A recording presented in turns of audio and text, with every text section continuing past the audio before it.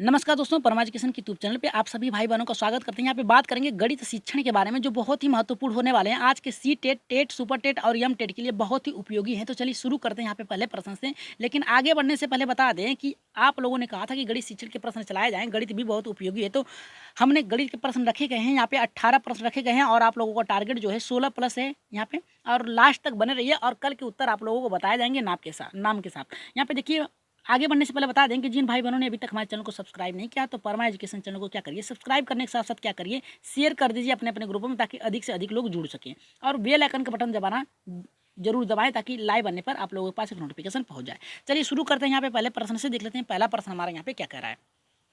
15 मजदूर एक पानी की टंकी को 12 दिन में बनाकर पूरा कर लेते हैं, तो उसी टंकी को 20 मजदूर कितने दिन में पूरा करेंगे। देखिए, कहा है कि 15 मजदूर हैं, कितने दिन में पूरा कर रहे हैं, 12 दिन में पानी की टंकी को पूरा कर लेने हैं बनाकर। और पूछा है कि 20 मजदूर उसी कार्य को कितने दिन में पूरा करेंगे। तो हमें 20 वाला का निकालना है। तो यहाँ पे पहला करा है कि 16 दिनों में पूरा कर लेंगे, दूसरा करा है कि 10 दिनों में, तीसरा करा है कि 8 दिनों में, चौथा करा है कि 9 दिनों में।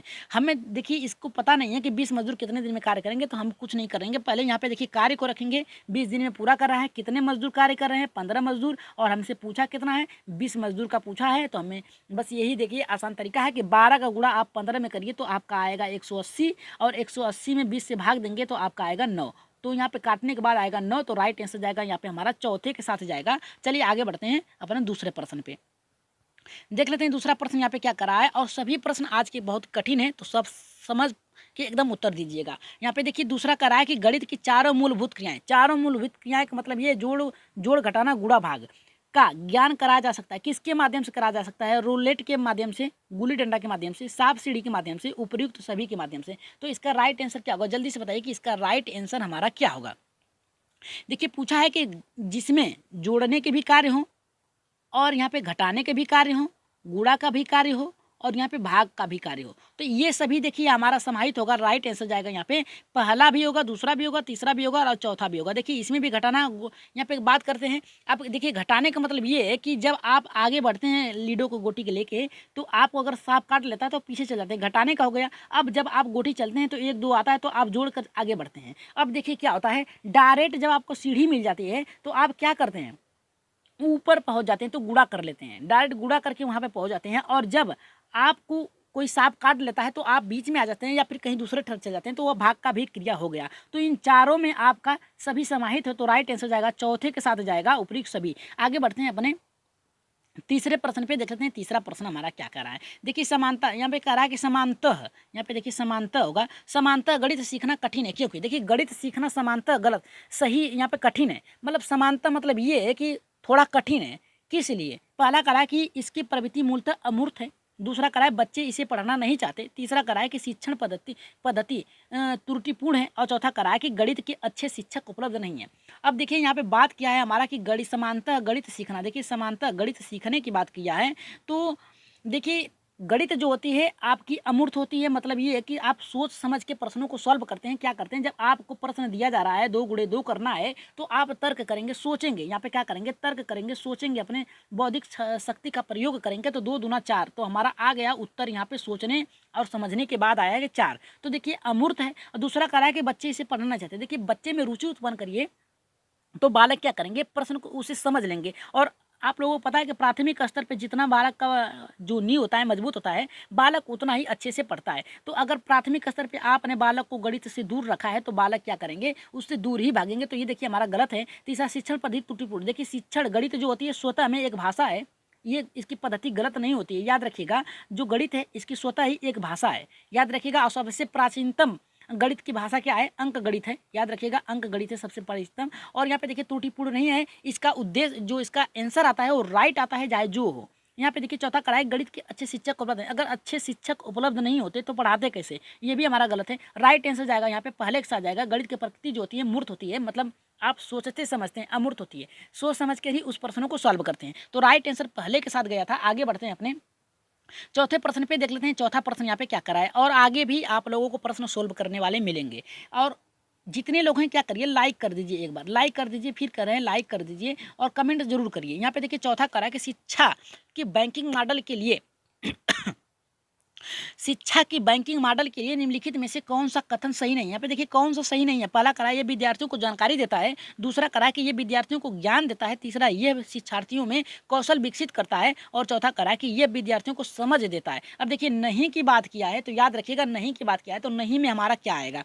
अब देखिए यहाँ पे बात क्या है कि शिक्षा बैंकिंग मॉडल यानी जो आप प्रस्तुत कर रहे हैं बालकों को समझ पढ़ाने के लिए मॉडल, वो क्या है, वो सही नहीं है। यह विद्यार्थियों को जानकारी देता है। देखिए क्या जानकारी देता है, सही नहीं की बात किया, क्या जानकारी नहीं देता है। अब देखिए ये विद्यार्थियों को ज्ञान देता है, ये तो सही है। जो शिक्षा मॉडल होता है उसे पढ़ाने का तरीका, मतलब ये देखिए शिक्षण विधि होती है, पाठ्यक्रम नहीं होता है। देख ये शिक्षण विधि होती है कि आप किस प्रकार से प्रयोग कर रहे हैं। और यहाँ पे देखिए बात करा है कि ये जानकारी देता है, तो ये हमारा गलत है।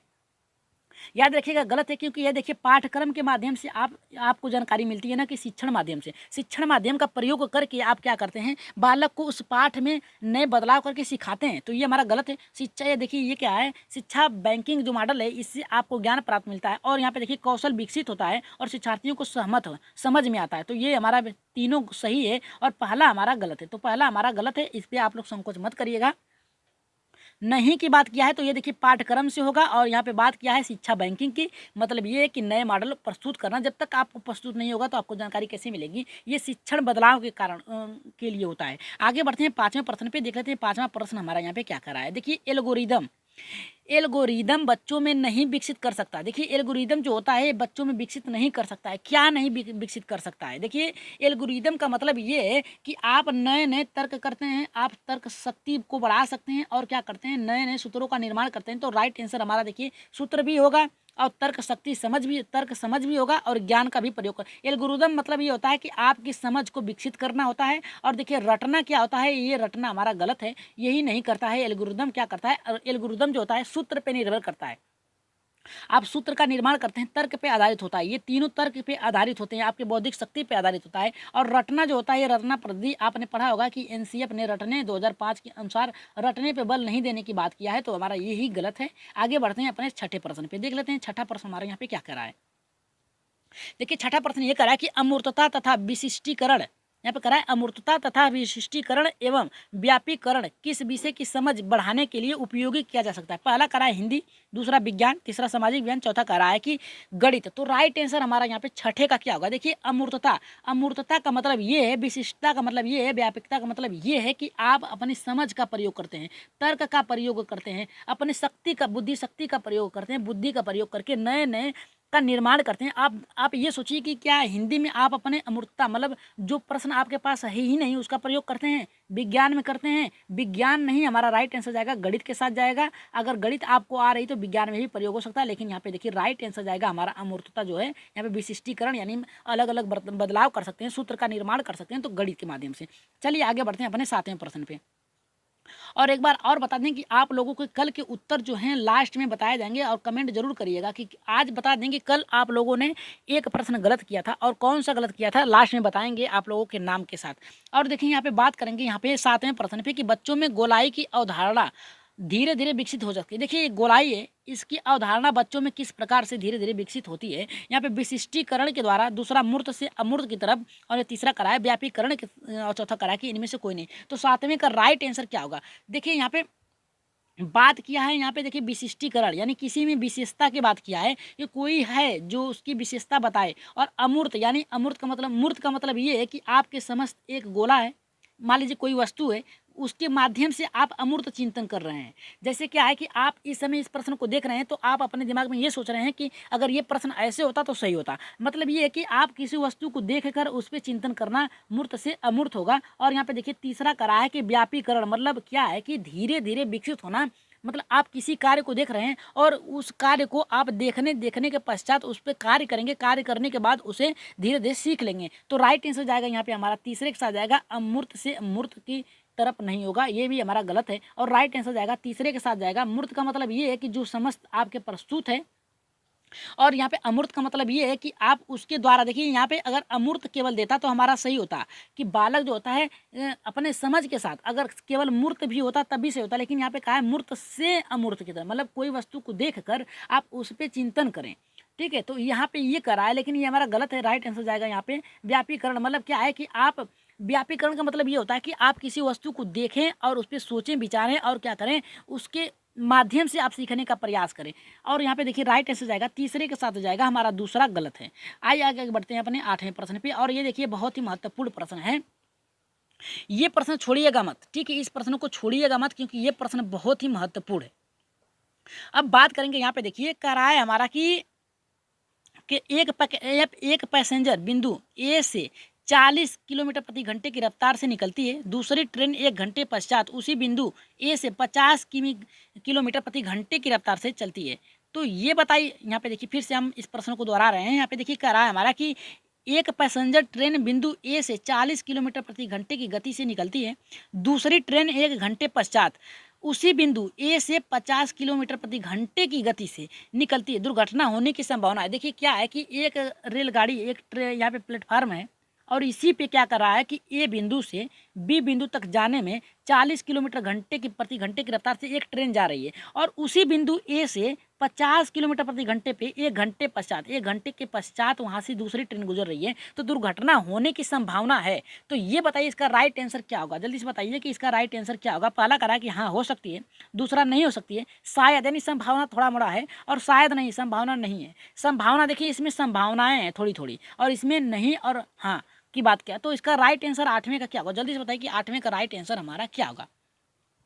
देखिए यहाँ पे बात क्या है कि प्रथम ट्रेन जो है अगर इसी स्पीड से चली जा रही है तो 5 घंटे, मान लीजिए कि 5 घंटे की दूरी तय करता है, तो 5 घंटे गुणे क्या करेंगे आप 40 कर देंगे, तो हमारा क्या आएगा 200 किलोमीटर प्रति घंटा की रफ्तार से आ गया। और यहाँ पे देखिए दूसरी ट्रेन अगर 4 घंटे, यहाँ पे देखिए दूसरी जो ट्रेन है वो 4 घंटे की प्रति घंटे की रफ्तार से चल रही है, तो 50, यहाँ पे दूसरी 50 होगा। अगर पहले को 5 मान लें और दूसरे को 4 मान लें तो हमारा ये हो गया आपका 5 चौका 20, यानी ये भी हमारा आ गया 200 किलोमीटर प्रति घंटा की रफ्तार से। तो यहाँ पे देखिए इसका राइट आंसर जो जाएगा हमारा यहाँ पे 8वें का तीसरा शायद हो सकती है, क्योंकि 1 घंटे का अंतर है, 1 घंटे में तो क्या होगी वो शायद दूरी निकल जाएगी। इसकी जो स्पीड है दोनों की एक ही है, स्पीड एक ही है, लेकिन यहाँ पे देखिए राइट आंसर जाएगा हमारा यहाँ पे तीसरे के साथ शायद हो सकती है, क्योंकि स्पीड जो वहाँ पे पहुँच रही है दोनों की 2 ही पहुँच रही है, ठीक है। तो राइट आंसर जाएगा यहाँ पे तीसरे के साथ जाएगा। आगे बढ़ते हैं 9वें प्रश्न पे, देख लेते हैं 9वां प्रश्न यहाँ पे क्या करा है। देखिए 9वां प्रश्न ये करा कि बीजगणित सूत्र का अधिगम है। देखिए बीजगणित सूत्र का अधिगम क्या है, पहला करा है विशिष्टीकरण, दूसरा व्यापीकरण, तीसरा करा है कि अमूर्तीकरण, और चौथा करा है कि इनमें से कोई नहीं। तो राइट आंसर 9वें का हमारा क्या होगा, जल्दी से बताइए कि 9वें का राइट आंसर हमारा क्या होगा। देखिए बीजगणित की बात क्या है, आप लोग याद रखिएगा, गणित की जितनी भी प्रवृत्तियां आती हैं, गणित की जितनी भी प्रकृति आती हैं वो सभी क्या होती हैं, अमूर्तीकरण होती हैं, यानी आपके सोच पर निर्भर करती है। तो राइट आंसर जाएगा हमारा यहाँ पे तीसरे के साथ। किसी आगे नहीं बढ़ना है, गणित आप लोगों को क्या है एक मूर्त चिंतन पे आधारित है, आपके बौद्धिक क्षमता पर आधारित। तो हमारा राइट आंसर जाएगा यहाँ पे तीसरे के साथ जाएगा। याद रखिएगा कहीं भी अगर गणित की बात किया है, सूत्र का निर्माण करने की बात किया है, तो देखिए सूत्र निर्माण करने में आप अपने तर्क का प्रयोग करेंगे। तर्क का प्रयोग करना ये क्या कहलाता है, आपका अमूर्त चिंतन कहलाता है। तो राइट आंसर तीसरा होगा हमारा। आगे बढ़ते हैं 10वें प्रश्न पे, देख लेते हैं 10वां प्रश्न यहाँ पे क्या कह रहा है।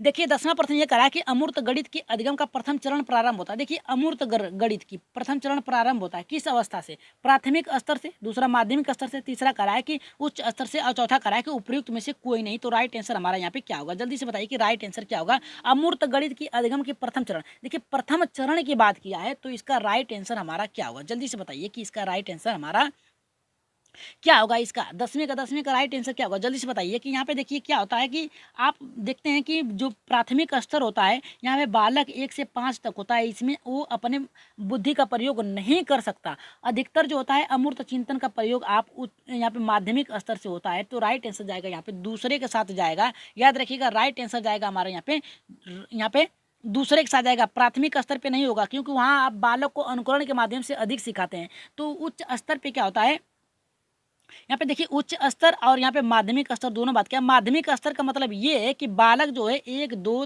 3 को छोड़ के यहाँ पे क्या करता है 4 5 6 7 उसके बीच में रहता है, ठीक है, वहाँ से प्रयोग करना शुरू कर देता है अपने। और याद रखिएगा गणित शिक्षण है ये बालकों में तर्क करने की शक्ति को विकसित करता है। तो राइट आंसर जो हमारा यहाँ पे था ये हमारा दूसरे के साथ जाएगा, हमारा तीसरा नहीं होगा। प्राथमिक स्तर भी नहीं होगा। प्राथमिक स्तर पे बालक अधिकतर अनुकरण के माध्यम से ही सीखते हैं और देख कर सीखते हैं। तो यहाँ पे देखिए देख कर सीखना अमूर्त चिंतन नहीं हो सकता। तो राइट आंसर जाएगा यहाँ पे हमारा दूसरे के साथ जाएगा। आगे बढ़ते हैं 11वें प्रश्न पे, देख लेते हैं 11 का हमारा प्रश्न यहाँ पे क्या कह रहा है।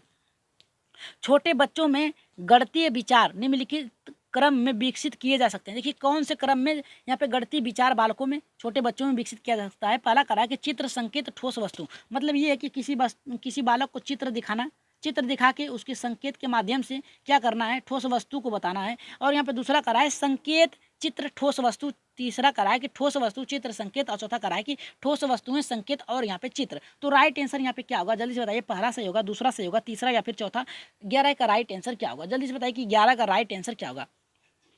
अब देखिए यहाँ पे बात किया है हमारा, देखिए कि छोटे बच्चों की बात किया है, तो देखिए चित्र तो दिखेगा, लेकिन पहले क्या, पहले संकेत के माध्यम से आप चित्र बताएंगे ना। तो यहाँ पे देखिए संकेत अगर आ गया तो आपका ठोस वस्तु क्या है, यानी किसी को पहले दिखाएंगे, दिखाने के बाद क्या करेंगे, उसे क्या करेंगे, बताएंगे कि देखिए ये वस्तु है, इसका नाम ये है। फिर क्या करेंगे, उस पर संकेत यानी कोई कार्य करने के लिए कहेंगे। तो यहाँ पे देखिए राइट आंसर जाएगा हमारा, यहाँ पे तीसरे के साथ जाएगा, याद रखिएगा। तीसरे कोई वस्तु है, मूर्त वस्तु है, उसे बालक को दिखाएंगे। अगर दिखा दिए तो ये चित्र का भी कार्य कर दिया, ठीक है। अब आप क्या करेंगे, इसे संकेत के माध्यम से, उसके माध्यम से, संकेत का मतलब ये है कि उसके माध्यम से आप बालकों को ज्ञान का निर्माण करा सकते हैं, ज्ञान में उसको दक्षता डाल सकते हैं और बालक को शिक्षा दे सकते हैं। यहाँ पे देखिए ठोस वस्तु की बात किया है, तो मतलब ये है कि बालक के समक्ष उस वस्तु को प्रस्तुत करना है।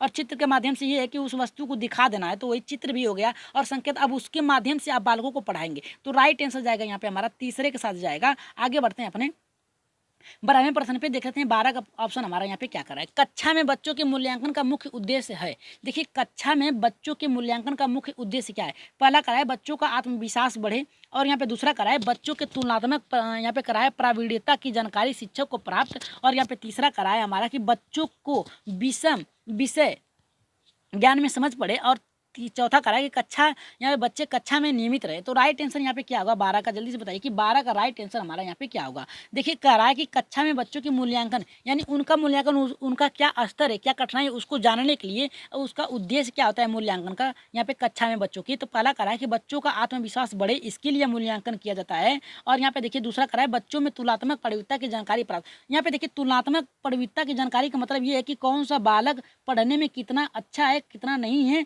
अगर बालक पढ़ने में सही है तो ठीक है, अगर वो बालक क्या है, छात्र अगर क्या है, उस कार्य में दक्ष नहीं है, तो उसकी कठिनाई क्या है, उसको जानने के लिए शिक्षक को प्राप्त करना है उसकी प्रवृत्ति। और यहाँ पे तीसरा करा है कि बच्चों को विषय ज्ञान से समझ पड़े। मतलब ये है कि बच्चों को पढ़े, मतलब बालक क्या है, उस विषय को पढ़े और समझ को विकसित करे। और चौथा करा है कि बच्चे कक्षा में नियमित रहे। नियमित से मतलब ये है कि वो लगातार आते रहें। देखिए राइट आंसर जो जाएगा हमारे यहाँ पे दूसरे के साथ जाएगा, बालकों की कठिनाई को जानना, उपचार करना, यही होगा हमारा राइट आंसर, ठीक है। तुलनात्मक मतलब ये है कि कौन सा बालक सही है, कौन सा बालक नहीं। देखिए तुलनात्मक के साथ क्या लगा है, प्रवीणता, यानी बालक कितना अच्छे से सीख रहा है। अगर नहीं सीख रहा है तो उसकी कठिनाई क्या है, उसकी कठिनाई को दूर करना, यानी जानकारी प्राप्त करके उसकी उपचारात्मक कार्य करना। तो राइट आंसर जाएगा यहाँ पे दूसरे के साथ जाएगा हमारा, यहाँ पे पहला नहीं होगा। आगे बढ़ते हैं अपने 13वें प्रश्न पे, देख लेते हैं 13 का हमारा यहाँ पे क्या करा है। देखिए ये बहुत ही महत्वपूर्ण है प्रश्न, बहुत ही अच्छा प्रश्न आ गया है आप लोगों के सामने। देखिए करा है कि संख्याओं 1362.05, यानी कह रहा है कि 1362.05 में 5 का स्थानीय मान है। देखिए स्थानीय मान पूछा है, तो यहाँ पे पहला हमारा करा है कि इकाई का है स्थानीय मान, दूसरा करा है दहाई का है, तीसरा करा है सैकड़ा का है, चौथा करा है कि सौवां का है, मतलब 100 के पार यानी हजारवां का है। तो राइट आंसर हमारा यहाँ पे क्या होगा, 13 का राइट आंसर क्या होगा।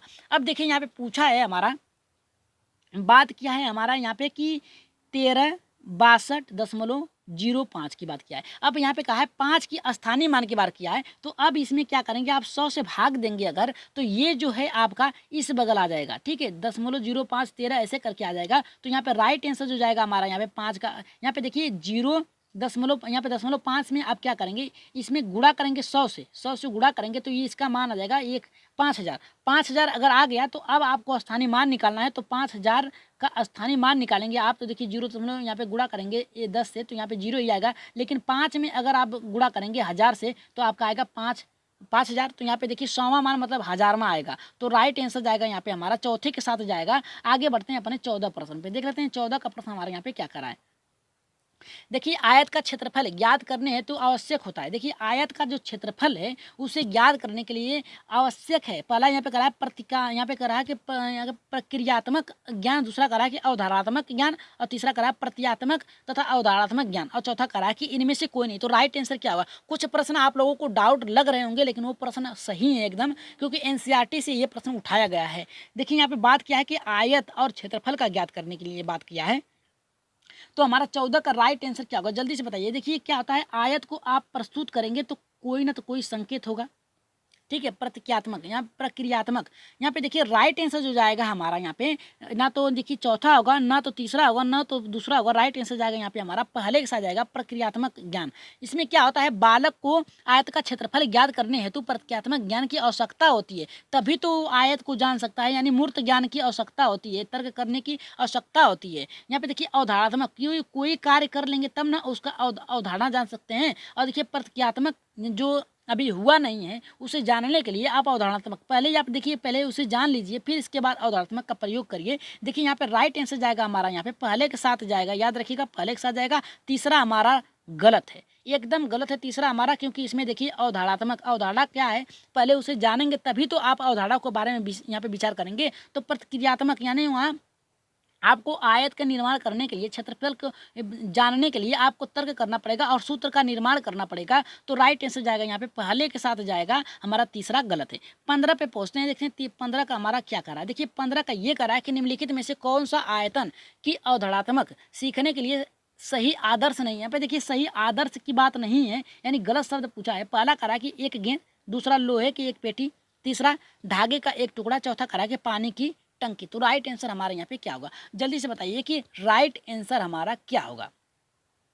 देखिए यहाँ पे राइट आंसर जो जाएगा हमारा यहाँ पे तीसरे के साथ जाएगा, धागे का एक टुकड़ा। धागे का एक टुकड़ा क्या होता है कि आयतन की अवधारणा सीखने का सही आदर्श नहीं है धागे का टुकड़ा, क्योंकि देखिए धागा जो टूट जाता है, टुकड़ा छोटा भी हो सकता है, ठीक है, लेकिन एक गेंद जो होती है अवधारणा को स्पष्ट कर सकती है। पूरा गेंद कितनी गुड़ाई में है और इसकी कितनी मोटाई, कितनी चौड़ाई है, ये निर्भर कर सकता है। और यहाँ पे देखिए एक लोहे की पेटी, देखिए लोहे की पेटी भी कर सकती है, पानी की टंकी भी कर सकती है, लेकिन एक धागा जो होता है ये नहीं कर सकता, क्योंकि ये ठोस नहीं है। और आगे बढ़ते हैं अपने 16वें प्रश्न पे, देख लेते हैं 16 का प्रश्न हमारे यहाँ पे क्या करा। देखिए 16 का ये करा है कि 1685 में, यहाँ पे 1685 में 6 का स्थानीय मान यहाँ पे पूछ रहा है, स्थानीय मान और जाति मान में अंतर पूछ रहा है। तो देखिए इसका अंतर पूछा है हमारा, तो इसका राइट आंसर क्या होगा? जल्दी से बताइए कि पहला करा है कि 6 से 6 होगा, दूसरा 6 से होगा, तीसरा 596 और चौथा करा है कि 594। तो राइट आंसर हमारा, जल्दी बताइए कि यहाँ पे 1685 में 6 का स्थानीय मान और जाति मान में अंतर पूछा है। तो यहाँ पे हम अगर इसको सोल्व करेंगे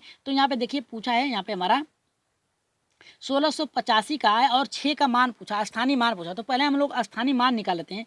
5 गुणे 10 यहाँ पे 5 गुणे 1 बराबर होगा हमारा 5 इकाई हो गया। दूसरा कहा है कि 8 गुणे 10 बराबर 80 हो गया, सैकड़े पे आ गया। 6 का कहा है तो 6 गुणे हमारा यहाँ पे 100, तो यहाँ पे हमारा हो गया 600, याद रखिएगा 600 हो गया। अब यहाँ पे बात किया है कि जातिमान भी पूछा है, तो जातिमान वही होता है, याद रखिएगा जो उसका मान होगा, जो संख्या होगी वही उसका जातिमान होता है। तो यहाँ पे देखिए 6 का जातिमान जो होगा 6 ही होगा। तो आप क्या करिए 600 में से 6 घटा दीजिए। अब देखिए 10 में से 6 जा हमारा बचा 4, अब 9 उतार लेंगे और यहाँ पे बचा 5, तो हमारा 9 यहाँ पे 594 देखिए कौन से ऑप्शन में आ रहा है, पहले में, दूसरे में, तीसरे में या फिर चौथे में। याद रखिएगा जाति मान जो होता है संख्या का वही मान होता है, जो संख्या दी रहेगी जाति मान वही होता है, और स्थानीय मान जिस स्थान पे रहता है, सैकड़े पे, इकाई पे, उसका जाति स्थानीय मान हो गया। और जो संख्या चाहे वो 1000 पे हो चाहे लाख पे हो, अगर जाति मान पूछ दिया तो वही संख्या होगी, याद रखिएगा। तो राइट आंसर यहाँ पे हमारा जाएगा यहाँ पे 594 हमारा राइट आंसर होगा। आगे बढ़ते हैं 17 प्रश्न पे, देख लेते हैं 17 का हमारा यहाँ पे प्रश्न क्या कह रहा है। देखिए करा कि एक व्यक्ति के पास 500 रुपये, देखिए एक व्यक्ति के पास क्या है, यहाँ पे देखिए करा कि एक व्यक्ति के पास कितना है, यहाँ पे एक व्यक्ति के पास 500 रुपया है, याद रखिएगा। उसमें से अपने बच्चे को 200 रुपये दे दिया, याद रखिएगा 200 रुपये दे दिया। पूछ रहा है पुनः 700 रुपये प्राप्त करता है तो उसके पास कुल कितने रुपए होंगे। पहला करा कि 900 रुपये, दूसरा करा कि 600 रुपये, तीसरा 1000, चौथा करा कि कोई भी रुपया नहीं बचेगा। तो राइट आंसर क्या होगा? जल्दी बताइए कि एक व्यक्ति के पास 500 रुपये हैं, 500 रुपये हैं, उसमें से 200 रुपये अपने बेटे को दे देता है और 700 रुपये पुनः प्राप्त कर लेता है, तो उसके पास कुल कितने रुपये बचे। देखिए ऐसे ही प्रश्न आप लोगों को सीट में मिल सकते हैं। तो यहाँ पे पहला करा है कि ₹900, दूसरा कह रहा है कि यहाँ पे ₹600, तीसरा कह रहा है कि 1000 और चौथा कह रहा है कि 1 भी रुपया नहीं होगा। तो राइट आंसर हमारा यहाँ पे क्या होगा? जल्दी से बताइए कि 17 का राइट आंसर क्या होगा? 17 का देखिए राइट आंसर जो जाएगा हमारा यहाँ पे जाएगा 1000 के साथ जाएगा, याद रखिएगा 1000 के साथ जाएगा। चलिए देख लेते हैं, यहाँ पे कहा है कि ₹500 उसके पास है, ठीक है, ₹200 उसमें से उसने अपने बेटे को दे दिया, तो बचा हमारे पास कितना?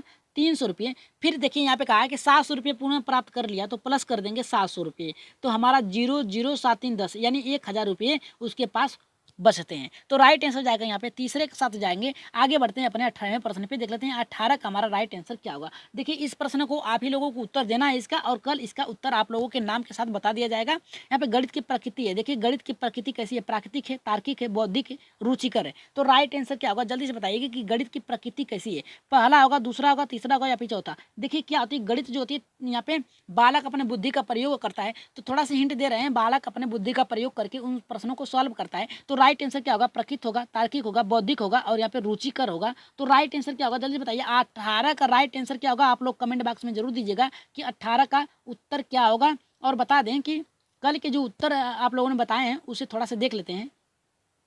देखिए कल के उत्तर शुरू करते हैं यहाँ पे हम लोग, और जिन भाई बहनों ने अभी सब्सक्राइब नहीं किया तो पहले जाके सब्सक्राइब कर लीजिए। यहाँ पे देखिए बात करेंगे अंकिता कुमारी जी का, यहाँ पे 19 का पहला आया है जो राइट आंसर है, 19 का पहला। और यहाँ पे देखिए शाहजहान मलिक का भी आया है, यहाँ पे 19 का राइट आंसर 1 होगा। और यहाँ पे देखिए विनीता कुमारी जी का भी उत्तर आया है 1 यहाँ पे कह रहे हैं 1 होगा। और यहाँ पे देखिए और आगे बढ़ते हैं, धर्मेंद्र कुमार शाह जी का भी 19 का 1 ही आया है। आगे बढ़ते हैं अगले लोगों के पास, वैष्णो वर्मा और राजवंती जी का यहाँ पे देखिए 18 का इनका आया है 1, जबकि हमने पूछा है 19 का। छाया वर्मा जी का भी देखिए यहाँ पे आया है 19 का पहला आया है, तो इनका भी राइट आंसर है। पूजा यादव जी का यहाँ पे 19 का पहला आया है, इनका भी राइट आंसर है। आगे बढ़ते हैं, यहाँ पे देखिए दीपक वर्मा जी का भी आया है 19 का पहला, तो इनका भी राइट आंसर होगा। और अनिता वर्मा जी का भी यहाँ पे देखिए 19 का पहला आया है, इनका भी राइट आंसर है। वैष्णव यहाँ पे वैष्णव जी का भी आ गया है कि 19 का पहला होगा, तो इनका भी राइट आंसर है। और आरोही सोनकर का भी देखिए यहाँ पे चौथा आया है, इनका गलत है,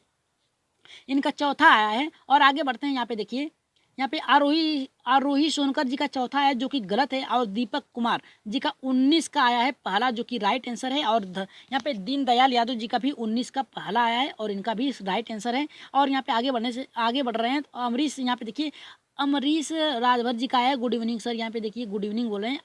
और यहाँ पे देखिए पूजा यादव जी का जी सर, मतलब किसी कार्य के लिए कहा है। और यहाँ पे देखिए धर्मेंद्र कुमार शाह जी का यहाँ पे देखिए आ गया कि 17 का बी आंसर होगा तो होगा, यानी ये अड़े हुए हैं कि 17 का जो ऑप्शन था उसमें यही होगा कि शिक्षण विधियाँ बदलनी नहीं चाहिए। तो यहाँ पे देखिए इनका है कि होगा तो होगा, कुछ भी आप कहें 17 का ए ही होगा, ए नहीं होगा, मतलब ये पहले पे नहीं जा रहे हैं। और यहाँ पे देखिए विनीता कुमारी जी का आज का 18 यानी 20 में इनका 18-20 यानी 20 में इनका 18 सही हुआ है। तो बहुत बहुत धन्यवाद कि आपने आज प्रश्नों को एकदम अच्छे से किया। और यहाँ पे देखिए अमरीश जी अपना भी स्कोर देख के जाइएगा, मतलब देख लीजिए 2 क्वेश्चन देखिए यहाँ पे कन्फ्यूजन है यहाँ पे विनीता कुमारी जी को। पहला तो वही जो 17 का है वो अभी उसको डाउट हम क्लियर करेंगे। और छाया वर्मा जी का 1 आया है और अंकिता कुमारी जी का आज 17 सही हुआ है, बहुत बहुत धन्यवाद। 16 का टारगेट था, आपने 17 पूरा किया, बहुत बहुत धन्यवाद, अच्छे से तैयारी हो रही है। और आइए देखिए इनके जो प्रश्न थे क्या थे प्रश्न।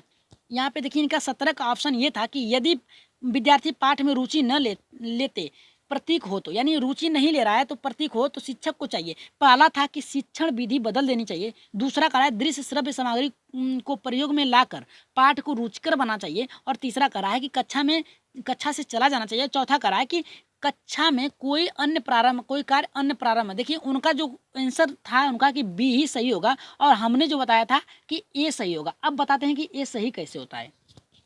देखिए दृश्य श्रव्य सामग्री का मतलब ये है कि अगर आप विद्यालय में नहीं है तो क्या एक प्रोजेक्टर चलाकर बालक को देखने के और सुनने के लिए व्यवस्था कर सकते हैं। जैसे मान लीजिए आपको उदाहरण एक देते हैं कि आपके सामने टेलीविज़न है, ठीक है, टेलीविज़न है और कोई पिक्चर देख रहे हैं या फिर कोई भी मनोरंजन कार्य देख रहे हैं, उसमें आपका कोई प्रश्न अगर आ गया, आपका कोई कठिनाई आ गई, प्रश्न आ गया, तो आप क्या करेंगे, किससे पूछेंगे, ये बताइए हमें। क्या श्रव्य दृश्य सामग्री देख कर उसी से पूछ लेंगे? नहीं, उसके सामने आपको शिक्षक होना चाहिए, शिक्षक भी आपके सामने होना चाहिए, बदल कर यहाँ पे रुचिकर बनाना चाहिए। देखिए यहाँ पे बात किया है कि हम कह रहे हैं कि शिक्षण विधि बदल देंगे। अगर शिक्षण विधि बदल देंगे उसके अंतर्गत ही तो आएगा दृश्य श्रव्य सामग्री। अगर आपका क्या होता है आज के प्राथमिक स्तर पे क्या होता है, बालक को आप देखते हैं कि क्या करता है, खेल खेल में सीखने का प्रयोजन है, तो शिक्षण विधि के माध्यम से ही तो है। अगर शिक्षण विधि आपका लचीला है तो आप दृश्य श्रव्य सामग्री का प्रयोग किस प्रकार से करेंगे, ये बताइए आप। अगर शिक्षण विधि ही आपकी गलत है तो दृश्य श्रव्य सामग्री आप नहीं ला सकते। अगर शिक्षण यहाँ पे देखिए, दृश्य यहाँ पे शिक्षण विधि को बदल देंगे तो उसके अंतर्गत आपका यहाँ पे शिक्षण, यहाँ पे दृश्य श्रव्य सामग्री भी आपका आ जाएगा, शिक्षण विधि के अंतर्गत ही आता है। आप एनसीईआरटी का कक्षा 7 के चैप्टर नंबर 28 को देख लीजिए, उसमें आपको मिल जाएगा। आपको क्या मिलेगा कि शिक्षण विधि के अंतर्गत ही ये सभी आते हैं, याद रखिएगा। तो यहाँ पे देखिए, यहाँ पे राइट आंसर जो होगा हमारे यहाँ पे पहला होगा। आगे बढ़ते हैं, यहाँ पे अनीता वर्मा जी का भी 15 राइट आंसर हुआ है। आपका एक अंक से चूक गया है तो कोई बात नहीं, बहुत ही अच्छे से आपने प्रयास किया। अमरीश राजभर जी यहाँ पे 19 का ए इनका आया है। और यहाँ पे दिलीप कुमार जी का 17 राइट आंसर हुआ है। यहाँ पे 17 राइट आंसर इनका दिलीप कुमार जी का होगा। बहुत बहुत धन्यवाद कि आपने एक प्रश्न को आज पूरा आगे बढ़े हैं। और दिलीप कुमार जी का यहाँ पे देखिए हार्ड लिखा है, मतलब ऐसे ही प्रश्न होना चाहिए। आज मेरे 17 सही हुए हैं। यहाँ पे वैष्णो राजवंती जी का यहाँ पे देखिए 17 सही हुआ है, जबकि 16 का टारगेट था। बहुत ही अच्छे से आपने किया। और यहाँ पे देखिए अनीता कुमारी जी ने है विनीता जी क्योंकि बच्चे श्रव्य दृश्य सामग्री से रुचि लेते हैं, तो ठीक है रुचि लेते हैं, लेकिन शिक्षण विधियों के अंतर्गत ही तो आएगा, ये शिक्षण विधि के अंतर्गत ही आएगा। और आगे बढ़ते हैं, वैष्णो राजवंती जी का यहाँ पे देखिए 17 राइट आंसर हुआ। धर्मेंद्र कुमार शाह जी ने बहुत बहुत आपको धन्यवाद। और यहाँ पे देखिए विनीता कुमारी जी को यहाँ पे यच अंकिता यानी किसी से बात कर रहे हैं। और आगे बढ़ते हैं, गुड नाइट सर यानी चले गए हैं। और यहाँ पे देखिए यहाँ पे देखिए 16 का शाहजहान मलिक का 16 का 3 आया है। और यहाँ अंकिता कुमारी जी का 16 का सी आया है, यानी तीसरा सही है। और यहाँ पे देखिए छाया वर्मा जी का यहाँ पे आया है 16 का डी। और यहाँ पे देखिए हमने पूछा है अगला। आगे बढ़ते हैं, यहाँ पे देखिए यहाँ पे दिलीप कुमार जी का आया है कि सर क्वेश्चन हार्ड रखो, यानी जो भी हो रहा है गलतियां हो रही हैं तो सीखने का यहाँ पे मिलेगा। और यहाँ पे देखिए वंदना जी का आया है कि 19 का एक सही है। 15 अगस्त की ढेर सारी शुभकामनाएं आपको भी कल के लिए, कल जो थी उसके लिए। और यहाँ पे पूजा यादव जी की बहुत मस्त क्लास थी, धन्यवाद। और यहाँ पे विनीता कुमारी जी का 18 सही हुआ है, 18 सही हुआ है, तो बहुत बहुत धन्यवाद कि आपका एक ही सिर्फ केवल गलत हुआ है। और आगे बढ़ते हैं अपने यहाँ पे देखिए वैष्णो राजवंती जी के नाइस क्लास, थैंक यू। और यहाँ पे पूजा यादव जी का 17 सही हुआ है, यानी एक टारगेट आपका आगे बढ़ा था। और यहाँ पूजा यादव जी का 19 का पहला सही हुआ है, यानी शिक्षण विधियों को बदलने से। आप एनसीईआरटी की बुक देख लीजिएगा, उसमें मिल जाएगा। और यहाँ पे देखिए वैष्णो राजवंती जी का 17 सही हुआ है, आपका स्कोर बहुत ही अच्छा रहा है। 19 का ए सही है सर जी, राइट है कि 19 का ए सही है। और सुपर क्लास सर जी यहाँ पे देखिए ऋतिक ने कहा है कि 19 का एक, देखिए इनका भी आया है कि शिक्षण विधियों को बदल देना चाहिए। विनीता कुमारी जी का 19 का ए इज राइट। तो बहुत बहुत धन्यवाद आप लोगों की, आप लोगों ने बहुत ही अच्छे से प्रश्नों को देखा और अच्छे से प्रश्न को सॉल्व किया। और यहाँ पे देखिए अमेजिंग क्लास यहाँ पे विनीता कुमारी जी का। और यहाँ पे देखिए सरिता कला, यहाँ पे देखिए सरिता, यहाँ पे इसकी यादव जी का भी 19 का फला, यानी शिक्षण विधियों को बदलना। और यहाँ पे दिलीप कुमार जी का 17 सही हुआ है और 19 का इन्होंने बताया कि पहला शिक्षण। और विजय पांडे जी का 19 को यहाँ पे देखिए आया है कि चौथा सही होगा। तो यहाँ पे देखिए 19 का जो राइट आंसर है विजय जी, आप पहला आपका सही होगा, याद रखिएगा पहला सही था। और यहाँ पे आगे बढ़ते हैं, यहाँ पे पी रावत जी का यहाँ पे देखिए आई अवेसिंग क्लास, यहाँ पे कहा है कि बहुत ही अच्छी क्लास थी, तो बहुत बहुत धन्यवाद। और विजय पांडे जी का यहाँ पे देखिए 16, यहाँ पे 16 सही है 19 में से। अगर आपका एक गलत है तो आपका 15 सही है, तो हो सकता है आपका 16 सही हुआ है, तो बहुत बहुत धन्यवाद आपको। और यहाँ पे देखिए इनका भी आ गया है गुलशन जी का भी कि 19 का यहाँ पे पहला सही होगा शिक्षण विधियों को बदलना।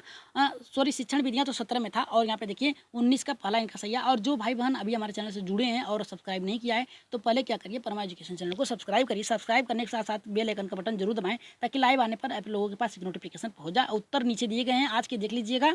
और बता दें कि आज की क्लास कैसी थी एक बार बता दीजिएगा। और कल फिर एक गणित शिक्षण की क्लास चलाई जाएगी जो तैयार हो गई है, उसे भी चलाई जाएगी कल। और आज की क्लास कैसी थी एक बार कमेंट बॉक्स में जरूर बताइएगा। और आज के लिए इतना ही, धन्यवाद।